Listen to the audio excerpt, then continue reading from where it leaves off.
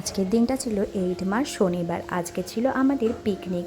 তো আমরা সরস্বতী পুজোর দিন রাত্রিবেলাতেই ঠিক করে ফেলেছিলাম যে বাচ্চাদের এক্সাম শেষ হয়ে গেলে আমরা সবাই মিলে একটা পিকনিক করব। বাচ্চাগুলোও মজা করতে পারবে আর তার সাথে সাথে আমাদেরও অনেক দিন দেখা সাক্ষাৎ হয় না, অনেকটা সময় আমরা সবাই একসাথে কাটাতে পারবো।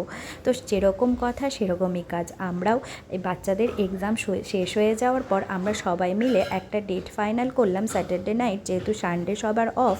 তো সেই হিসাবে আমরা পিকনিকটা করে ফেললাম। যাই হোক, আমরা বাচ্চাগুলো সবাই খুব খুব আনন্দ করেছি এবং সন্ধ্যেটা ভীষণ ভালোভাবে কাটিয়েছি, খাওয়া দাওয়া নাচ গান এসবের মধ্যে দিয়ে।